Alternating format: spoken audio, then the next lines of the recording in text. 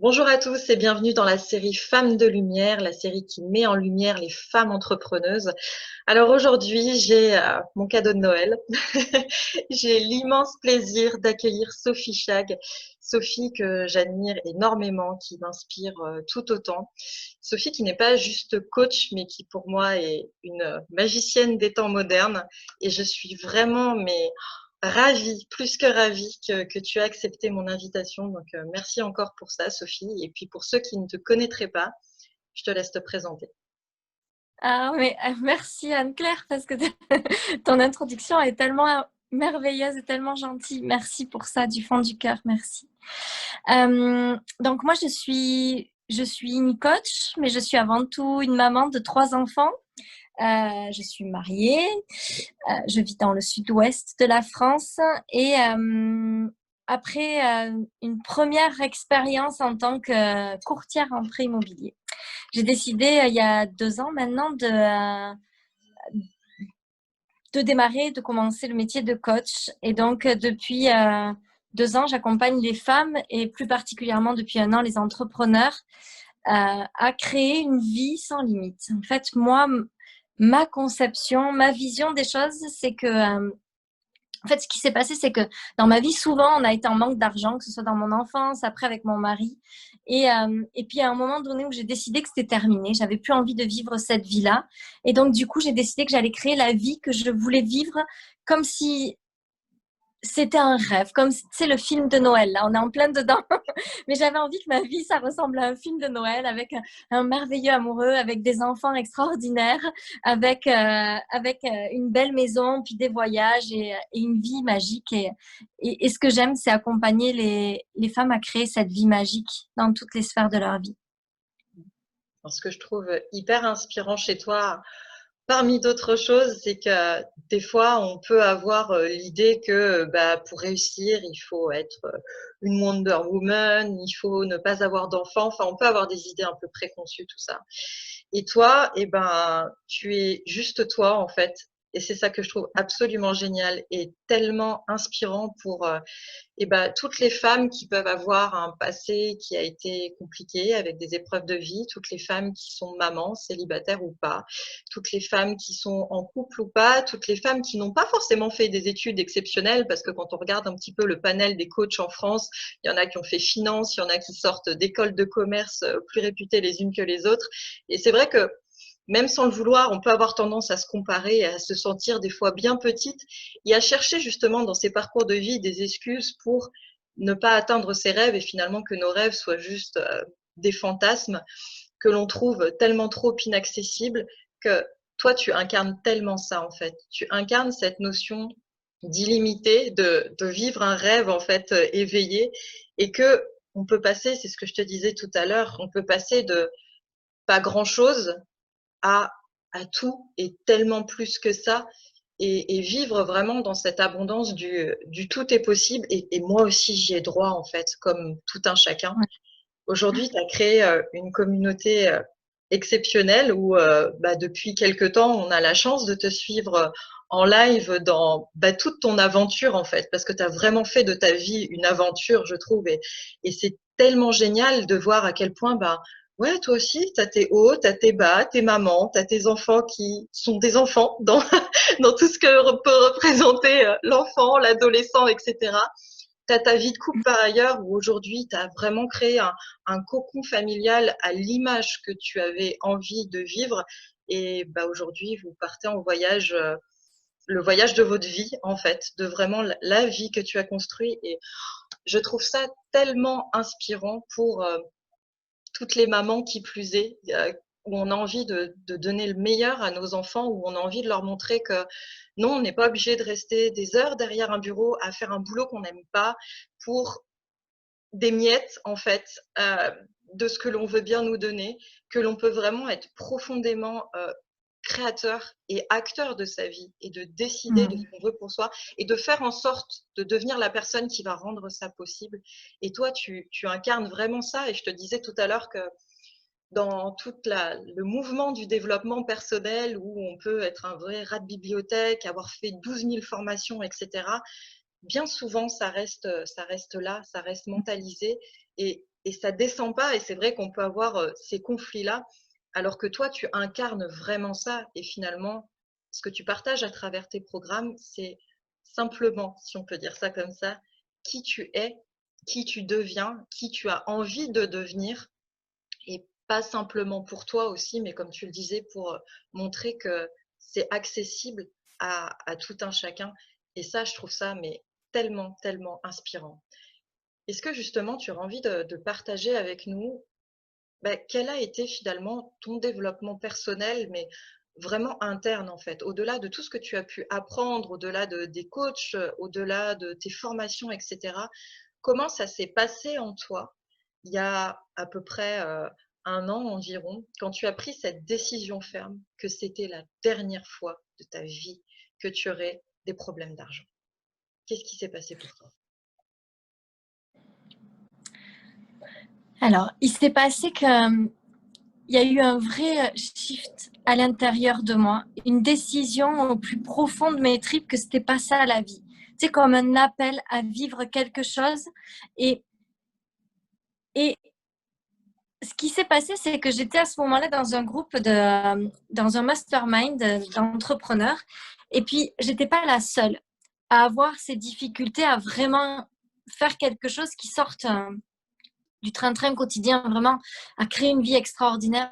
Puis j'ai dit, OK, je vais le faire, je vais comprendre comment ça marche, comme ça je vais le comprendre pour moi, puis je vais pouvoir aider les autres à le faire. Et ce qui a vraiment donné, je crois, le plus de sens dans tout ça, c'est cette décision que j'allais le faire pour moi, pour comprendre, pour vivre cette vie-là, mais pour dire aux autres, hey, regardez, on va le faire ensemble, c'est possible. C'est pas juste un rêve, comme tu disais tout à l'heure quand on échangeait avant de commencer, c'est que c'est pas ça peut rester un fantasme toute notre vie. Oh, moi, je veux voyager, je veux faire des choses. Puis, il y a aussi la décision de non, c'est mon rêve. Et si j'ai des rêves, c'est pour les réaliser. Donc, je vais réaliser mes rêves. Et je crois que le premier shift, il part de là et de dire, OK, ben, je vois que je galère, mais je vois qu'il y a plein de gens qui galèrent. Alors, je vais le faire pour moi, mais je vais le faire aussi pour tous ces gens. Je crois que c'est vraiment, on doit le faire pour nous, mais c'est pas que pour nous qu'on le fait.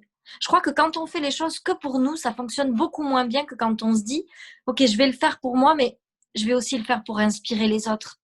Moi, je crois que le monde, il a besoin de ça. Il a besoin de plus de gens qui inspirent. Effectivement, ce que tu partages à travers tout ça, moi, ça me touche beaucoup au niveau de cette sororité, du leadership féminin, de faire les choses autrement, justement, que tout ce qu'on peut voir des fois et qui peut paraître très contraignant, très dans l'action, à toujours être dans le faire, etc. Et toi, au contraire, tu incarnes vraiment l'être dans cette réception justement de l'abondance comme quelque chose qui t'est dû. Et tu parlais plusieurs fois de craquer le code et ça m'a fait tellement sourire parce que pour moi, c'était vraiment ça. Tu sais, c'est un peu la malle au trésor où dedans, il y a tous nos rêves, il y a tout ce qu'on a toujours voulu et on est là avec nos chiffres à essayer de trouver le bon code pour que le verrou se débloque. Et j'ai souvent eu, quand on dit que voilà, on travaille en énergétique, on fait un travail pour justement faire sauter nos blocages, dépasser nos limites, etc. Comment toi, tu as réussi à craquer ce code justement et à faire sauter tes peurs, tes excuses, ce qui te limitait et tout ce que tu trouvais suffisamment juste, en tout cas à l'époque, pour t'empêcher d'aller vers ta version illimitée? Je crois que la première chose, c'est l'autoresponsabilité. Tu sais, pendant longtemps, ma meilleure excuse, c'était de dire que j'avais 3 enfants. Puis qu'avec 3 enfants, puis mon mari qui n'était pas beaucoup là, c'était pas facile.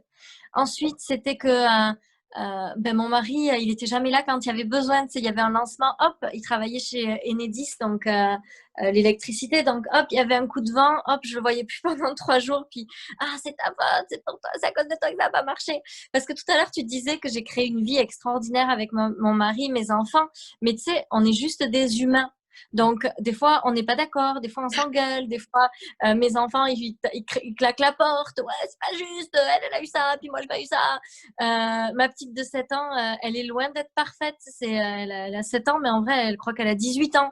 Donc, C'est pas, honnêtement, c'est pas la petite maison dans la prairie, tu vois. C'est aussi des moments où on n'est pas d'accord. C'est aussi des moments où on peut s'engueuler. Alors, j'avoue qu'avec Bruno, ça arrive de moins en moins parce que on est devenus, comme on disait tout à l'heure, des meilleurs humains. Donc, notre niveau d'amour inconditionnel a augmenté. Notre façon d'accueillir l'autre avec ce qu'il est, tu vois, ses défauts, ses qualités, de respect a beaucoup augmenté parce que dans toute cette évolution, et la grande chose pour craquer ce code, c'est de rentrer dans un monde où l'amour, c'est la base de tout.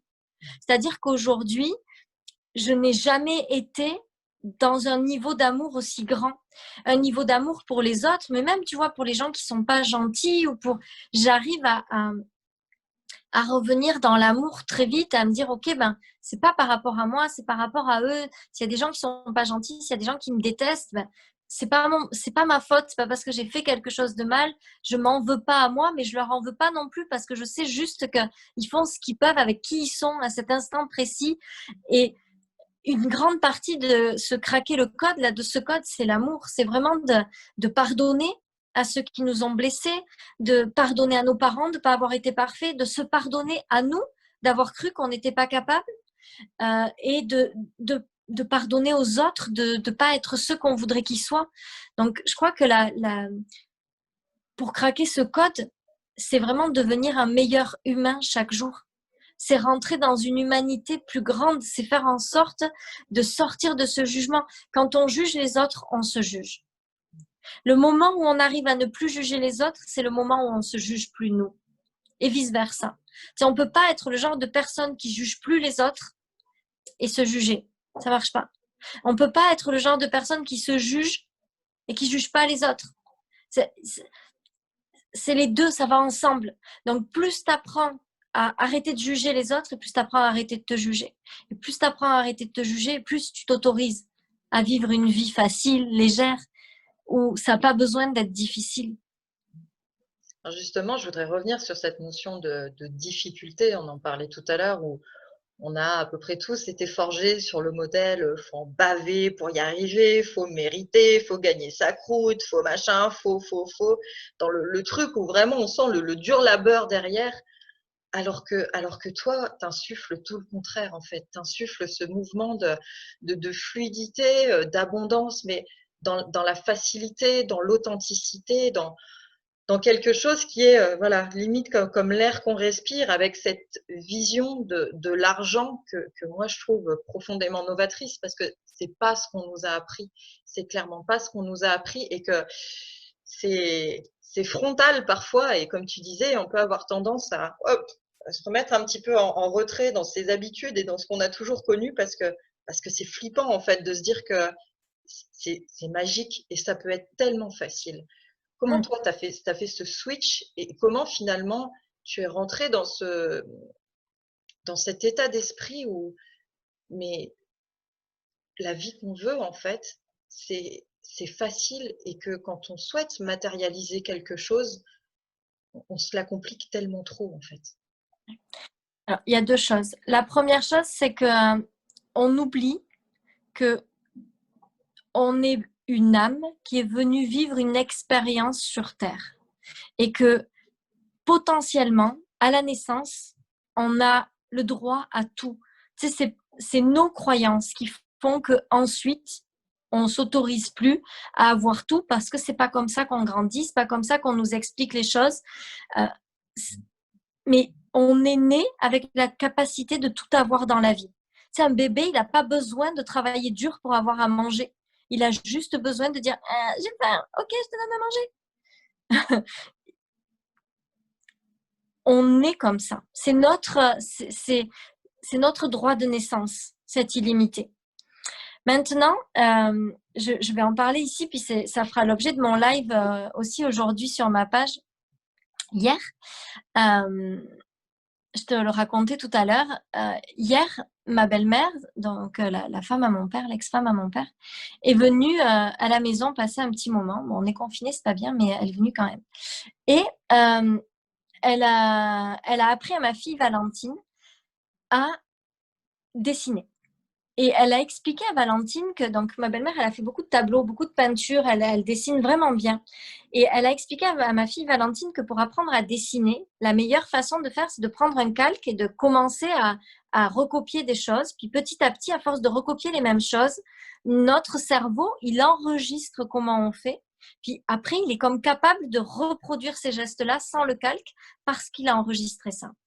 Moi, je crois que pour comprendre, je crois que toute notre vie, on a pris le calque de ça doit être difficile. Toute notre vie doit être difficile pour gagner de l'argent. Et on a construit notre vie avec le calque de ça doit être difficile pour gagner de l'argent. Et aujourd'hui, moi, je crois qu'il existe une autre façon. Pour comprendre comment ça fonctionne, eh ben, la meilleure façon, c'est de calquer l'énergie des gens qui font ça. C'est de rentrer dans un univers où les gens ont cette faculté-là à gagner de l'argent. Parce que quand on rentre dans l'univers de ces gens-là, on calque cette énergie-là jusqu'à ce qu'à l'intérieur de nous, ça devienne une vérité que c'est facile de faire ça. Parce que quand on voit tous ces gens créer la vie qu'ils veulent facilement, sans travailler dur, ça devient possible dans notre tête de gagner de l'argent, de créer la vie de nos rêves dans tous les domaines de notre vie, sans que ça soit difficile. Et à partir du moment où c'est possible dans notre tête, on le fait. Donc, je crois vraiment que la première chose, c'est de s'autoriser à voir les choses différemment, puis de calquer l'énergie des autres. C'est la meilleure façon. Justement, par rapport à cette autorisation, puis par rapport au regard des autres, t'es une femme, t'es jolie, t'es sympa, tu es mariée, t'as 3 enfants. On pourrait dire, bon, allez, checklist cochée. Et je peux concevoir que par rapport aux remarques, des fois aux commentaires que tu peux avoir des fois en live et où tu recadres simplement les personnes, que tu aies ce petit côté un peu énervant, tu sais, la personne qu'on aime bien détester parce que punaise, elle a tout et moi je galère. Et comment justement dans cette croissance que tu t'autorises et pas comme on le disait tout à l'heure simplement de l'argent pour de l'argent, mais parce que toi ça te fait grandir et parce que tu emmènes tellement de personnes justement à connecter à leur essence, à connecter à leur authenticité, à connecter à ce qu'elles ont d'unique à apporter au monde au-delà de ce qu'elles peuvent du coup s'apporter à elles-mêmes. Qu'est-ce qui t'a permis de dépasser justement ce regard des autres, le sentiment de peut-être le fait de te dire oui à toi, ça soit dire non à d'autres personnes, le fait, je sais pas, peut-être d'avoir peur que ton mari te regarde différemment, que tes enfants te regardent différemment, que ton entourage change, que peut-être des amis te tournent le dos, parce que toi tu te connectes à toi et puis tu prends ton envol, tu prends ton ascenseur personnel par rapport à la Sophie qu'ils avaient toujours connue et qui n'était pas dans cette dynamique-là. Alors, la première chose, c'est que mes amis te le diraient, j'ai pas changé. C'est-à-dire que, tu sais, il y a pas de... Il n'y a rien de suffisant en moi ou de hey, regardez-moi, je me la pète. Moi, tu sais, on fait toujours des apéros où je chante toujours des bêtises. Il n'y a rien qui a changé. Tu sais, je suis la même personne. On voit toujours les mêmes amis. On va toujours aux mêmes endroits. Alors, c'est sûr que quand on part que nous en vacances, on va pas forcément aux mêmes endroits que les autres. Mais tu vois, là, en février, on s'en va normalement au ski avec des amis. On va là où on était il y a 3 ans, quand on n'avait pas un rang et que tu sais, il n'y a rien qui change. On va faire les mêmes sorties, on va faire les mêmes soirées, on change pas en fait. On est vraiment les mêmes personnes. Et ça, c'est la première chose, c'est que moi, je change. Tu sais, tu disais tout à l'heure, ah oui, toi, t'es jolie, t'es mariée, t'as 3 enfants. Moi, je suis la fille qui passait tout le temps inaperçue. Tu sais, tout mon lycée, les gens, j'ai J'étais la fille la plus basique et la plus banale qui existe sur la planète. J'étais pas la star du collège ou j'étais pas la fille que tout le monde regardait. Moi, je suis la fille. Les gens qui étaient au lycée avec moi, ils disent ah oui, j'étais au lycée avec toi, mais je me souviens pas de toi. Oui, je sais, personne se souvient de moi. Tu sais, aujourd'hui, je pense que ce qui me rend jolie, c'est que je m'aime. C'est que je sais que je vaux pas plus que quelqu'un d'autre, mais pas moins non plus. Je sais que je suis pas belle, pas plus belle que quelqu'un d'autre, mais pas plus moche non plus. Et je crois que ce qui me rend plus belle peut-être qu'avant, c'est juste parce qu'à l'intérieur de moi, il y a comme un soleil, il y a quelque chose de plus lumineux. Tu sais, c'est le genre de femmes, tu les vois dans la rue, puis elles ont l'air de s'aimer, mais c'est pas ça, c'est juste qu'elles dégagent cette lumière à l'intérieur d'elles parce qu'elles sont bienveillantes envers elles. Elles se jugent pas. Et je crois que la beauté, si on peut appeler ça comme ça, elle vient de là. Tu sais, c'est pas un critère physique du poids ou de je sais pas quoi. C'est vraiment cette lumière qui jaillit de l'intérieur. Et ça vient avec la même chose que l'abondance. Et l'amour et tout ce que tu veux, ça vient avec le fait de pas se juger, d'être doux et bienveillant envers soi. Et effectivement, je trouvais inspirant, c'est que dans l'autorisation que tu te donnes de gagner beaucoup d'argent, comme tu le disais, ça ne change pas la personne que tu es. Tu étais toi-même et tu deviens une meilleure toi-même finalement en ayant plus d'argent et en nourrissant cette abondance-là. Comment justement, parce que moi je rencontre et puis j'accompagne beaucoup de femmes qui ont été blessées d'une façon ou d'une autre dans leur vie, qui ont traversé des épreuves relativement douloureuses. Comment justement, par rapport à tout ce qui a pu être aussi ta vie avec son lot d'épreuves jusqu'à présent, il y a un moment donné où tu t'es dit, OK, j'ai vécu ça, pour autant ça ne me résume pas, et aujourd'hui, quoi qu'il arrive, je suis assez, je suis suffisante, je suis moi, et ça suffit en fait, ça suffit pour accéder à mes rêves, pour avoir la vie à laquelle j'aspire. Comme tu disais, où ben je suis peut-être pas, je suis pas Beyoncé, mais je suis pas autre chose. Et en fait, peu importe qui est qui et qui fait quoi, mais le fait d'être moi dans toute mon authenticité, et c'est dur en fait d'être pleinement authentique, je trouve, dans sa vie sans avoir peur de quoi que ce soit. Et ben, je suis unique, je le vaux bien et je vais le faire parce que j'y ai droit. En fait, je crois qu'on n'aura jamais ce moment dans notre vie où on n'aura plus peur. Tu sais, la vérité, c'est que moi, je peux pas te dire que j'ai plus peur de pas être jugée ou d'être jugée ou de ce que les gens vont dire de moi. Tu sais, c'est toujours quelque chose qui est à l'intérieur de moi, sauf que j'ai décidé que ça me limiterait pas.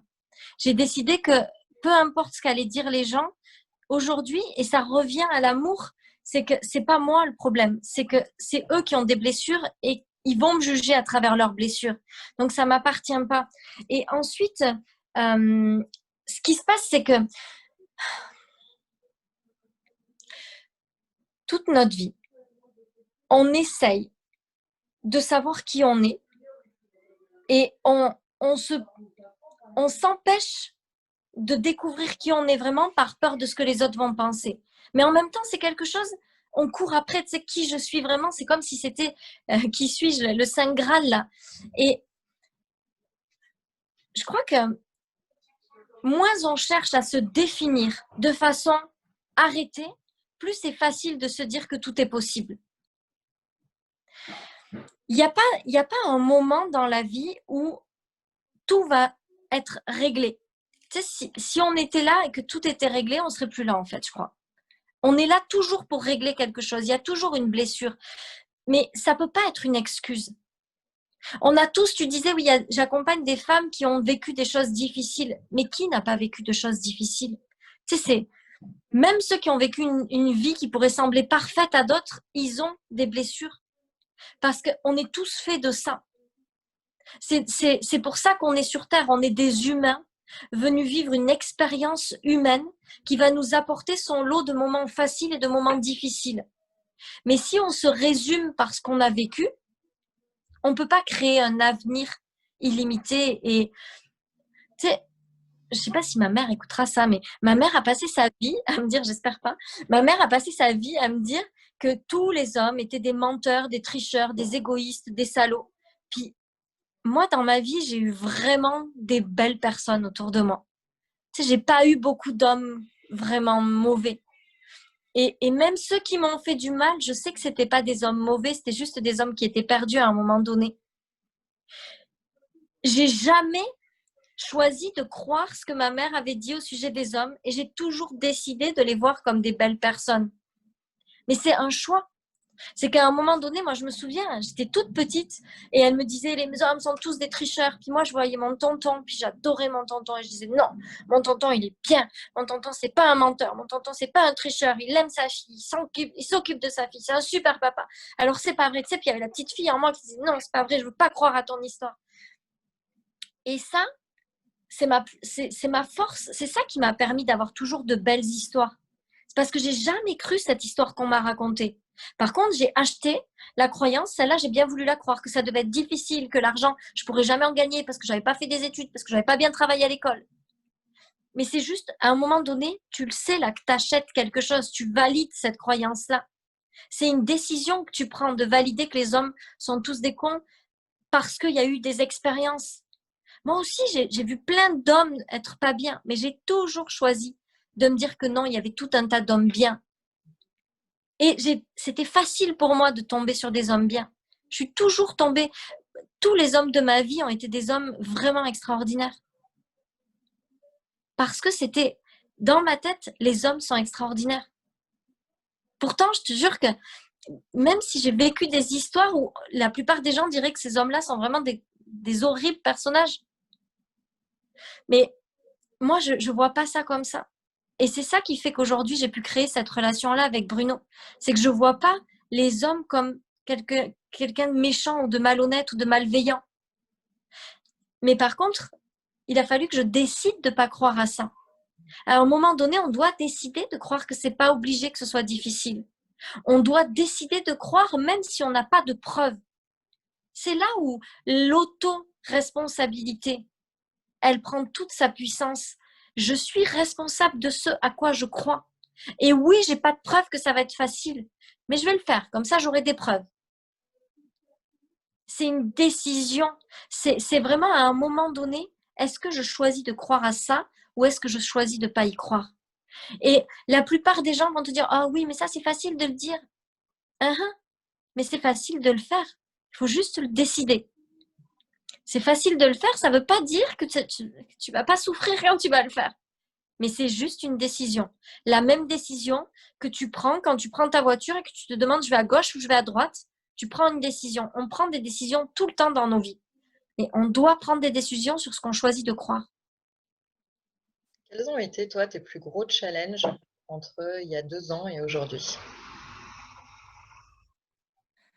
Mes plus gros challenges. Qu'est-ce que je peux te dire au sujet de mes plus gros challenges? De me dire que je méritais. Je crois que c'était vraiment le mérite par rapport à cette vie-là. Je me souviens c'est pas vieux, hein, le 21 septembre, c'était mon anniversaire et avec mon mari, on a loué un catamaran, un trimaran. On est parti faire une journée en bateau avec un skipper. Et tu sais, c'était le genre de bateau vraiment magnifique. Et on s'est arrêté dans une crique et il y avait plein d'autres bateaux. Puis tout le monde nous regardait, genre, c'est qui? C'est des stars? C'est qui? Et moi, là, j'ai dit à Bruno, oh mon Dieu, je me sens tellement mal à l'aise, vite, il faut qu'on s'en aille, c'est pas possible. Et il me dit, mais pourquoi? Je lui dis, mais si on vient nous voir et qu'on me dit, bah, vous êtes qui? Bah, je suis personne, moi. Qu'est-ce que tu veux que je leur dise à ces gens? Et il me dit, mais.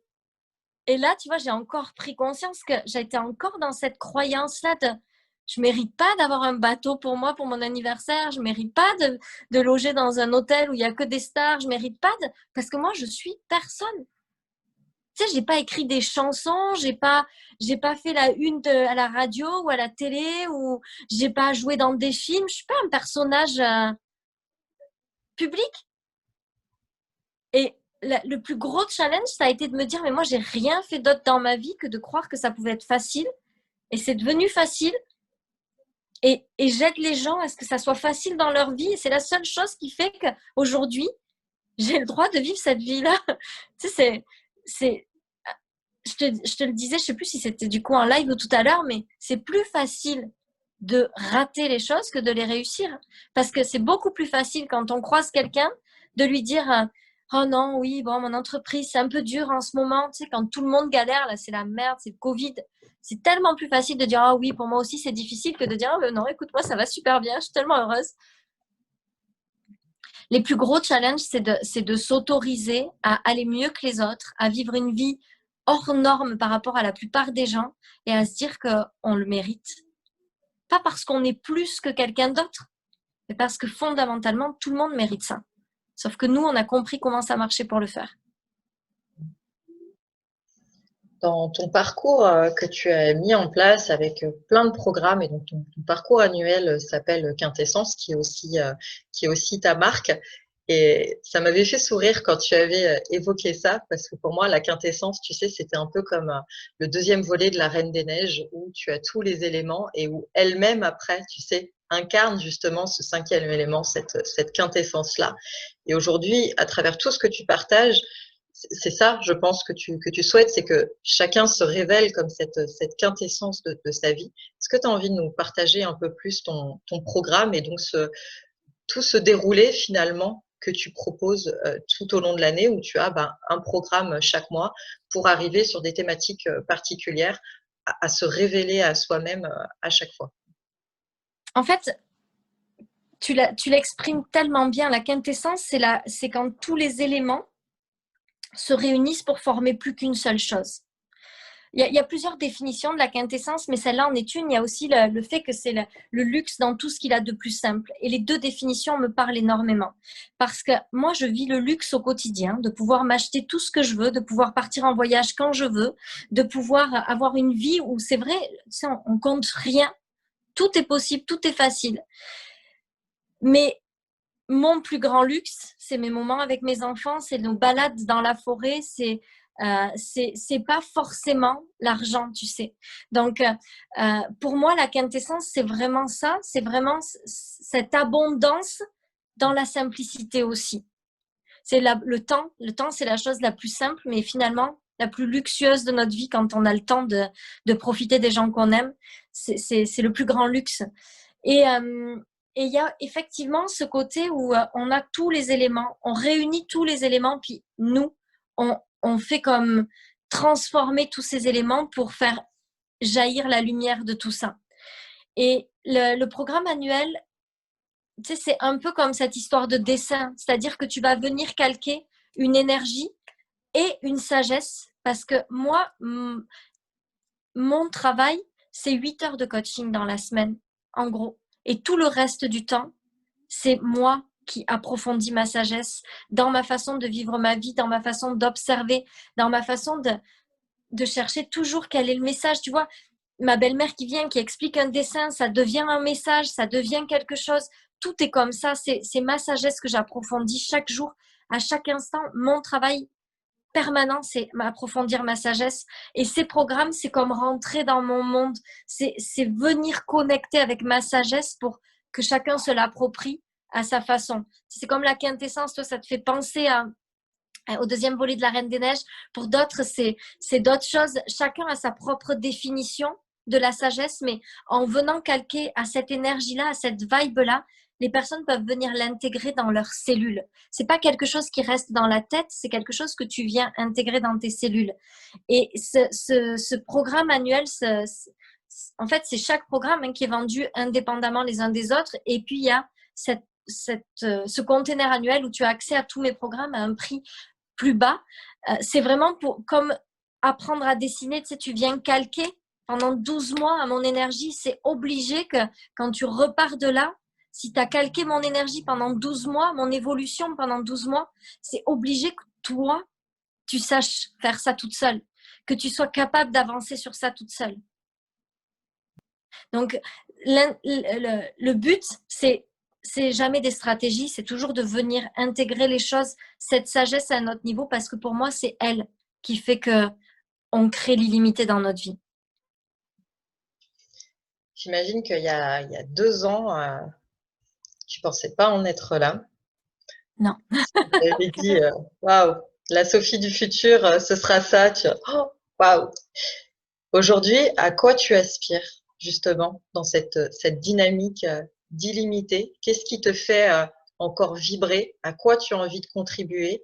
Qu'est-ce qui aujourd'hui se dessine pour toi dans ce que tu as envie de construire? Écoute, moi, je veux continuer à avancer chaque jour, un pas après l'autre dans cette sagesse-là. Tout ce qui m'importe, c'est de continuer à comprendre encore plus profondément comment fonctionne le monde pour pouvoir l'enseigner encore plus profondément et changer la vie du plus grand nombre de femmes possible et d'hommes. Le but, c'est vraiment de contribuer à un changement massif des mentalités. J'ai envie que les gens puissent voir la vie autrement, que c'est dur, c'est difficile, on doit lutter, c'est pas facile pour moi, j'en ai marre. J'ai envie de contribuer à ce changement-là en étant consciente que je peux pas le faire à la place des gens, mais que en inspirant, ben, tu sais, quand il y a une femme dans mon monde qui change son monde, elle change aussi le monde d'une autre femme, qui change aussi le monde d'une autre femme. Donc, c'est comme l'effet papillon. Plus je vais m'autoriser à continuer cette croissance intérieure, personnelle, et plus ça va avoir des répercussions sur tout un tas de gens. J'appelle ça l'effet domino, tu sais, quand il y en a un qui tombe Ouais. et puis après, tu as des parcours de fous comme ça où tout le monde est entraîné. Alors aujourd'hui, tu accompagnes principalement des femmes, Oui. dans la grande majorité. Qu'est-ce qui t'inspire justement toi dans ce mouvement féminin, dans cette libération, dans l'autorisation, dans la transformation justement des mœurs un peu liées à un inconscient collectif qui a pu avoir jusqu'à présent, que toi tu chamboules complètement à travers tout ce que tu proposes et à travers ne serait-ce la personne que tu incarnes. Ben, moi, quand j'ai fait des enfants, j'ai vécu un gros dilemme de est-ce que, tu sais, je voulais m'occuper de mes enfants. C'était vraiment important pour moi qu'ils aillent pas chez la nounou, qu'ils soient pas, ce soit pas quelqu'un d'autre qui les élève. J'avais envie de profiter d'eux. Et à ce moment-là, j'ai dû décider d'arrêter de travailler pour faire ça. Aujourd'hui, je sais que c'est possible de faire les deux. Et ça, pour moi, c'est la plus belle chose. Si je peux aider, contribuer à ce que les femmes se donnent le droit de pas choisir entre leur carrière ou leur famille et qu'elles puissent se rendre compte qu'elles peuvent avoir les deux et qu'elles peuvent vivre une vie extraordinaire et qu'elles dépendent de personne. Ça, c'est la première chose. Et la deuxième chose, c'est que je suis sûre que c'est les femmes qui vont changer le monde.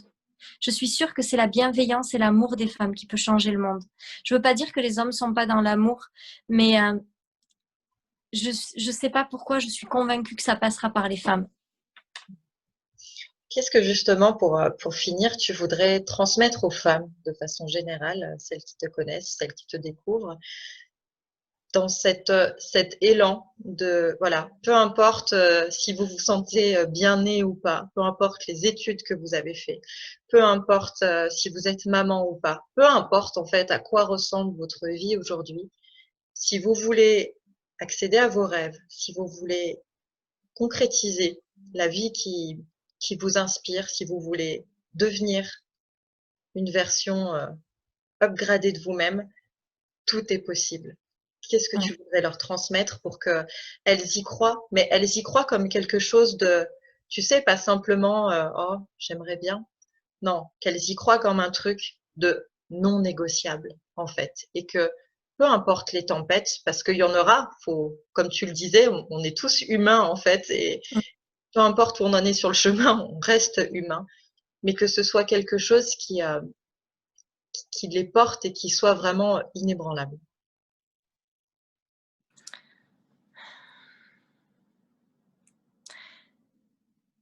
Je crois qu'il faut se rappeler juste que c'est notre nature profonde, en fait, cette illimité. On n'est pas, tu sais, ça ressemblerait à quoi la vie si on nous mettait ici juste pour naître, grandir, en chier et mourir. Quand on regarde ça avec un peu de hauteur, on se dit mais c'est pas possible que l'humain ne soit là que pour vivre ça. Ça n'a pas de sens. Et d'ailleurs, honnêtement, si on voit la vie comme ça, quoi ça sert quoi? Si c'est pas pour vivre ses rêves, si c'est pas pour vivre des expériences intenses émotionnellement, à quoi ça sert? On est là pour ça. On est là, ça devrait même pas être une question, ça devrait être juste le sens de notre vie. On est là pour vivre une expérience humaine passionnante, pour grandir, pour comprendre des choses, pour devenir une meilleure personne. et pour vivre tout ce qu'on a envie de vivre. À quoi ça servirait de mettre dans nos têtes des rêves s'ils n'étaient pas faits pour être réalisés? On est simplement là pour vivre le plus beau. Et c'est pas, ça doit pas rester juste un truc abstrait, genre un film de Noël à la télé. C'est notre vie. On a le droit à ça. Tout le monde a le droit à ça. Il y a personne, tu sais, à la maternité, quand tu sors, là, ils disent pas, ah, non, toi, tu vas en chier toute ta vie. Ah non, toi, ça va être bien, toi. Non, c'est tout le monde a le droit à vivre quelque chose d'extraordinaire. Par contre, c'est sûr, il y a des gens qui vont avoir à vivre des sacrées étapes dans leur vie. Mais moi, je crois que tout ça, c'est pour que ce soit encore meilleur derrière. C'est pour nous faire grandir, pour nous faire guérir. C'est pas pour nous casser les pieds. Qu'est-ce que tu réponds à celles qui se laissent encore diriger par leur peur et ont toujours l'excuse, alors qui peut être entendable et compréhensible matériellement, mais de j'ai pas l'argent, j'ai peur de pas y arriver, j'ai peur de me foutre vraiment dans la panade si je me mets dans le rouge parfois pour accéder à un programme et qui ont peur en fait d'être dans l'échec ou que pour une raison ou pour une autre ça fonctionne pas pour elles. Ben, je leur dirais qu'elles ont raison. Parce que si elles pensent qu'elles vont pas y arriver, elles vont pas y arriver. Le seul moyen d'y arriver, c'est de se dire qu'on va y arriver. C'est quand ça devient non négociable dans notre tête et dans notre cœur et que c'est un. Écoute, je la vois elle, je la vois elle, je la vois elle, elle y arrive, il n'y a pas de raison, moi, je vais y arriver. Ce que j'ai appris, c'est que le cerveau est très très fort pour aller chercher des preuves. Donc si on part dans une formation, moi souvent les gens m'écrivent et me disent « Oh, je ne sais pas si c'est le bon programme », ne le fais pas. S'il y a le moindre doute de « Est-ce que ça va changer ma vie ?» ça ne va pas changer ta vie, ce n'est pas la bonne énergie. Quand notre cerveau commence à dire « Et si ça ne fonctionne pas ?» pour se rassurer, il va toujours vouloir aller chercher des preuves que ça ne va pas fonctionner. Comme ça, il va pouvoir dire « Ah, je l'avais dit que ça ne fonctionnerait pas. » Donc, tous les gens qui se disent « Ah, et si ça ne fonctionnait pas pour moi ?» ça ne fonctionnera pas pour eux. La seule façon pour que ça fonctionne, c'est de décider que ça va fonctionner. C'est dur, c'est là où ça demande de la puissance intérieure. C'est de décider que ça va fonctionner. Je m'en fous. Ça va fonctionner. De toute façon, il n'y a pas d'échec. L'échec, c'est quand on arrête d'essayer. Tant qu'on ne s'arrête pas, ça y est, Siri se met en marche. Tant qu'on continue de se dire ça va marcher, si on continue de faire ça, ça fonctionne toujours au bout d'un moment. Toujours. Les gens que je vois galérer, les gens pour qui ça ne fonctionne pas, c'est ceux qui ont le focus sur et si ça ne fonctionne pas. Tout le temps. Ceux qui ont le focus sur et si ça fonctionne, ça finit toujours par fonctionner. Il y en a, il faut 15 jours, il y en a, il faut 3 mois, mais ça finit toujours par fonctionner. Mais là où ça demande du courage et de la force, c'est de croire à quelque chose pour lequel on n'a pas de preuve. Est-ce que c'est ça pour le coup que tu appelles prendre sa puissance? Alors, prendre sa puissance, c'est prendre ce genre de décision, oui. C'est aussi dire les vraies choses. C'est aussi avoir une exigence envers soi-même élevée. C'est aussi ne pas laisser nos peurs nous diriger. La puissance, c'est tout un tas de... Prendre sa puissance, c'est tout un tas de choses qui se rejoignent. Mais cette décision-là, elle est indispensable. C'est le genre de décision sans laquelle ça ne fonctionne pas. Ce que je trouve génial d'ailleurs dans ta façon finalement d'avoir mis en place ta marque, ce que tu proposes, etc., c'est que tu es tellement convaincu de ça que du coup tu n'attires que des personnes comme ça et que même tout ton branding en fait tourne autour de ça. Tu n'as pas de tunnel de vente, tu fais pas de publicité, tu fais pas de séance de découverte, tu n'as pas les personnes justement au téléphone pour savoir est-ce que c'est fait pour moi ou pas, etc. Et non seulement ça permet de responsabiliser les personnes, mais en plus, du coup, j'imagine que tu dois avoir des résultats avec des personnes qui se transforment déjà au moment de prendre la décision parce qu'elles sont face à elles-mêmes de se dire, soit je connecte à l'énergie de Sophie et j'ai pleinement confiance en moi avant d'avoir confiance en toi, en ce que tu proposes, en là où du coup tu nous emmènes dans ce chemin. Et c'est là, je trouve, que commence la magie. Et je pense que grâce à toi, parce que tu accompagnes beaucoup de coachs et de personnes qui sont elles-mêmes dans l'accompagnement d'autres personnes, je pense que c'est une façon qui va vraiment révolutionner sûrement la façon aussi d'aborder le coaching et la façon de rendre ça beaucoup plus humain et beaucoup plus aimant, justement, comme Oui. tu partageais tout à l'heure. Donc, merci pour ça, parce que honnêtement, je crois que tu es la seule chez qui j'ai vu cette façon de fonctionner, cette façon d'aborder les choses, d'humaniser, de responsabiliser en même temps, au-delà simplement d'avoir des prix qui peuvent paraître élevés. Après, ça, voilà, en fonction de comment chacun perçoit les choses. Comment justement tu abordes cette notion de proposition qui, pour le coup, est plus une invitation à sa propre élévation que parce que je mets le prix, ça va marcher. Et, et voilà. Ben, moi, je veux que les gens qui arrivent dans mon monde, ce soient des gens qui ont pris cette décision que ça va fonctionner. Donc, je veux pas être celle qui, par un argumentaire de vente, à l'écrit ou à l'oral, va les convaincre que ça va fonctionner. Je veux qu'ils arrivent dans mon univers en se disant, ça parle à mon âme. Je sais que c'est la bonne chose pour moi, j'y vais.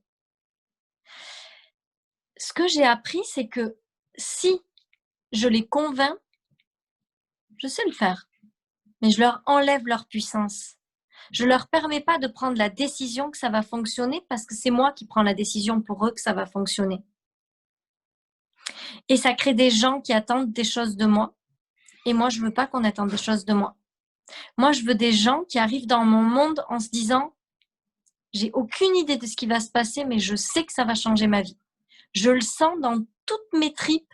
Je suis convaincue que ça va tout changer pour moi.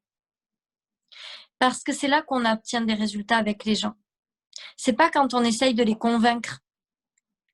C'est quand c'est eux qui décident. Parce qu'on en revient toujours à cette décision de je décide que ça va fonctionner pour moi. Si ils décident que ça fonctionne pour eux, en l'espace d'un mois, ils peuvent changer toute leur vie. Si je les convainc en essayant de leur expliquer pourquoi ça va être extraordinaire, c'est super, ils vont venir. Ils vont attendre que ce soit moi qui fasse le job. Puis moi, je vais pas faire le job et ça va pas marcher. Alors après, ils vont dire, oh, ça marche pas, c'est nul. Donc, je préfère pas. C'est ni bien pour eux, ni bien pour moi. Ouais, je crois que c'est là que finalement commence la puissance de ce que tu proposes. C'est déjà toi, en fait, de par ton positionnement de départ, où l'engagement est non négociable, en fait, dès le départ. Et effectivement, c'est ce qui fait toute la magie de ce que tu fais découvrir après dans tes programmes. C'est pour ça aussi que mes tarifs sont élevés. C'est parce que je veux un engagement total. Je veux que les gens, ils se prennent pas ça en se disant, bon, je verrai bien si ça marche. Non. Je veux qu'ils se disent, OK, je vais investir 1 500 €, mais ça va marcher, hein, parce qu'il est hors de question que ça marche pas. Comment on fait du coup, Sophie, si on a envie de te retrouver, de voir ce que tu proposes, de connecter avec toi d'une façon ou d'une autre? Comment on vient à toi du coup? Le plus facile, c'est ma page Facebook personnelle pour l'instant, où il y a le plus d'activité, on va dire. Sur ma page pro, je suis un peu moins active. Et Instagram, il a été bloqué, donc pour l'instant, je ne peux plus y accéder. Donc, je pense que le mieux, c'est ma page personnelle. Qu'est-ce qu'on peut te souhaiter pour 2021? Quels sont tes projets? De quelle manière tu vas faire évoluer tout ça? Comment tu te projettes déjà là, à presque fin 2020, qui a été juste exceptionnel pour toi? Ouais. 2021, j'aimerais juste continuer à faire devenir cette meilleure humaine chaque jour. Puis je sais que tout le reste suit en fait. Écoute, c'est ce que je te souhaite et j'ai aucun doute sur le fait que ça se passera comme ça. Je te remercie vraiment, mais du fond du cœur. J'en ai presque les larmes aux yeux Ah, d'avoir merci. accepté cette interview parce que, comme tu disais, c'est une connexion qui s'explique pas. Alors, effectivement, tu n'es pas la bonne personne pour tout le monde et chacun de nous, d'ailleurs, accompagnant, thérapeute, quel qu'il soit, n'est pas la bonne personne pour tout le monde. Mais c'est vrai que connecter à ton monde, c'est venir toucher quelque chose en soi qui ne demande qu'à être réveillé et de connecter à ta magie. Finalement, ça fait miroir à la nôtre et que Oui, merci d'incarner ça. Vraiment, je l'ai déjà dit, mais je le répète et je le répéterai beaucoup parce que tu représentes finalement pour beaucoup, je pense, alors je ne vais parler que pour moi, mais je pense que ça fera écho pour beaucoup de femmes, tout ce qu'on ne s'autorise pas encore, tout ce que, voilà, il y a des petits grains de sable, des fois, comme tu le dis souvent, ça se joue à 1 millimètre parfois dans tout ce que, voilà, tout ce qu'on fait, tout ce qu'on projette. Merci du fond du cœur de faire ce que tu fais, d'être aussi inspirante, de te challenger sûrement souvent toi-même, oui, au-delà de ce que tu peux nous partager. J'imagine que dans les coulisses aussi, parfois, ça doit pas être simple de toi à toi pour bah, continuer ta route dans cette illimité-là, dans cette autorisation, bah, dans là où tu te découvres aussi et que tu nous permets à tout un chacune de découvrir chez nous pour bah, nous aussi devenir de meilleures humaines euh, pour nous, pour notre famille et puis pour nos clients. Donc, merci du fond du cœur d'être toi, de nous permettre d'être encore plus nous-mêmes aussi dans tout ce qu'on a à apporter. Et merci d'avoir accepté de partager tout ça aujourd'hui avec moi et puis avec toutes les personnes qui regarderont cette interview. Merci beaucoup, Sophie. merci beaucoup. J'espère que ça vous aura inspiré. Je vous invite fortement à aller voir Sophie sur sa page Facebook et vous abonner pour avoir tous les jours des petits bouts d'inspiration de Sophie dans les lives qu'elle partage au quotidien. N'hésitez pas à vous autoriser simplement, vous aussi, à connecter à votre part de génie, votre part d'illimité, à ce dont vous avez droit selon qui vous avez envie d'être. Soyez vous-même, comme dit Sophie, aimez-vous d'abord. Ça part de là. On ne peut pas donner quand on est une coquille vide. Donnez-vous à vous, autorisez-vous à être qui vous voulez être. Euh, J'espère que voilà, vous aurez connecté à ça ou pas, que cela vous inspirera ou pas, et en tout cas que vous en tirerez le meilleur pour vous. Je vous souhaite une super journée et je vous retrouve très bientôt pour une prochaine interview. Merci à toi. Merci.